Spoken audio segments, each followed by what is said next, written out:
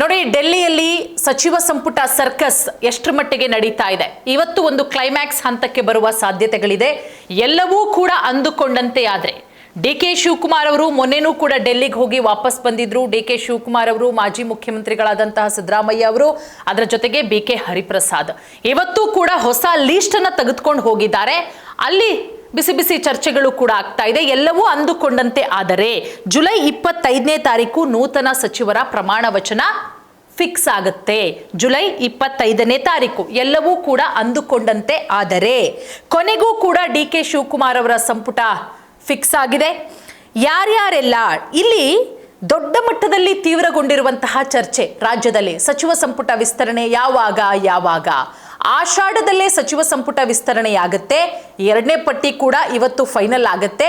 ಎಲ್ಲವೂ ಅಂದುಕೊಂಡಂತೆ ಆದರೆ ನಾನು ಆಗ್ಲೇ ಹೇಳಿದಾಗೆ ಜುಲೈ 25ನೇ ತಾರೀಕು ನೂತನ ಸಚಿವರುಗಳು ಪ್ರಮಾಣ ವಚನವನ್ನ ಕೂಡ ಸ್ವೀಕಾರ ಮಾಡಲಿದ್ದಾರೆ.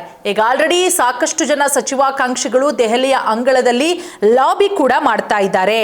ಹಾಗಾದ್ರೆ ಡಿ.ಕೆ. ಶಿವಕುಮಾರ್ ಅವರ ಸಂಪುಟದಲ್ಲಿ ಯಾರಿಗೆಲ್ಲ ಅವಕಾಶ ಸಿಗುತ್ತೆ, ಡಿ.ಕೆ.ಶಿ, ಸಿದ್ದರಾಮಯ್ಯ ಹಾಗೆ ಹೈಕಮಾಂಡ್ ಪಟ್ಟಿಯಲ್ಲಿ ಯಾರೆಲ್ಲ ಇದ್ದಾರೆ ನೋಡಿ.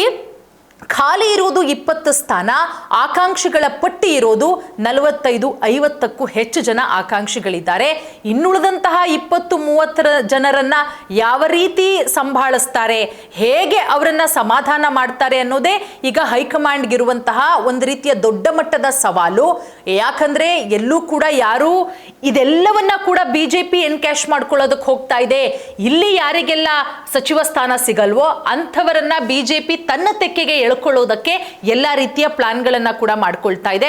ಸೊ ಹಾಗಾಗಿ ಕಾಂಗ್ರೆಸ್ ಹೈಕಮಾಂಡ್ ಕೂಡ ಅಳದು ತೂಗಿ ಅದ್ಯಾವುದಕ್ಕೂ ಕೂಡ ಆಸ್ಪದ ಕೊಡದ ರೀತಿಯಲ್ಲಿ ಸಚಿವ ಸಂಪುಟ ವಿಸ್ತರಣೆ ಮಾಡೋದಕ್ಕೆ ತಯಾರಿಯನ್ನ ಕೂಡ ಮಾಡಿಕೊಂಡಿದೆ.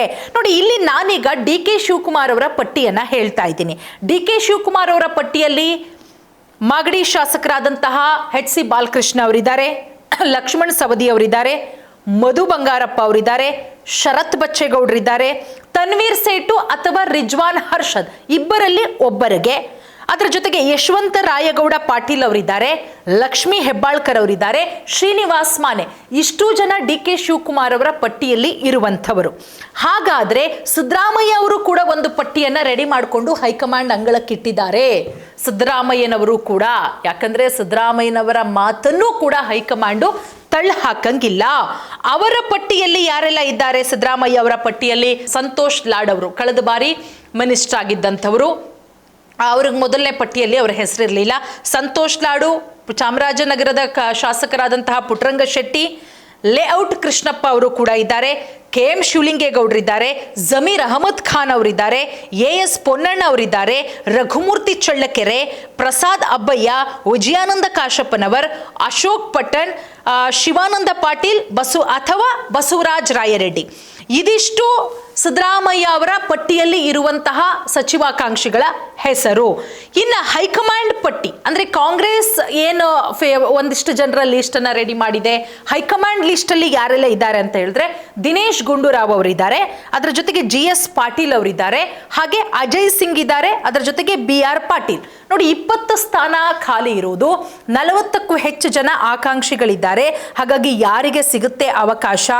ಮತ್ತೊಂದು ಕಡೆ ಲಕ್ಷ್ಮೀ ಹೆಬ್ಬಾಳ್ಕರ್ ಅವರು, ನಯನಾ ಮೋಟಮ್ಮ, ಆರತಿ ಕೃಷ್ಣ, ಖನಿಜ ಫಾತಿಮಾ, ಅದರ ಜೊತೆಗೆ ಕೆ.ಎಚ್. ಮುನಿಯಪ್ಪ ಅವರ ಪುತ್ರಿ ರೂಪಕಲಾ ಶಶಿಧರ್, ಅದರ ಜೊತೆಗೆ ಉಮಾಶ್ರೀ ಅವರಿಗೂ ಕೂಡ ಕೊಡಬೇಕು ಅನ್ನುವಂತಹ ವಿಚಾರ.